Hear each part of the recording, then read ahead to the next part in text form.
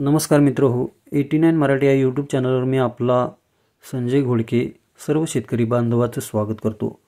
मित्रहो, गेल्या एक महिन्याभरापासून शेतकरी नाफेडमार्फत कांदा खरेदी होईल या आशेवर बसला होता।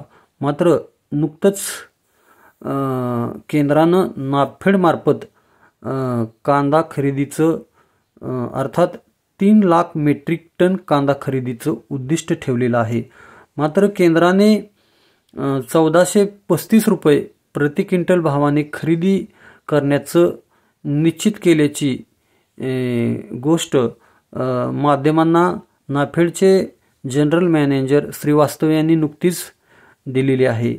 त्या पार्श्वभूमीवर सध्या पोर्टलवर काही मोजक्या शेतकऱ्यांची नाव नोंदणी करून एक प्रायोगिक तत्वावर नाफेडच्या माध्यमातून आगामी 2 ते 4 दिवसांमध्ये केंद्रीय कृषी मंत्री यांच्या हस्ते या कांदा खरेदीची सुरुवात होणार आहे।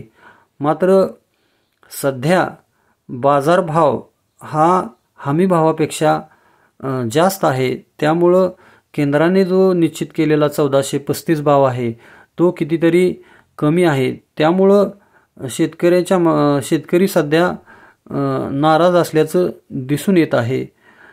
सध्या ट्रायल बेसवर नवीन खरेदीदाराकडून या कांद्याच्या खरेदीला सुरुवात होणार आहे, कारण गेल्या वर्षी विकास सोसायटीच्या माध्यमातून कांद्याची खरेदी केलेली होती आणि त्यामध्ये घोटाळा झाल्याची बाब निदर्शनाला आली होती।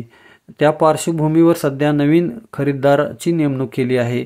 मात्र बाजारभावापेक्षा हा कांद्याचा हमी भाव दर हा 1435 निश्चित केल्यामुळे शेतकरी सध्या नाराज असून आगामी सप्ताहामध्ये नाफेडची खरेदी आणि कांद्याच्या दरावर होणारे परिणाम हे आगामी 4 दिवसांमध्ये कळणारच आहे।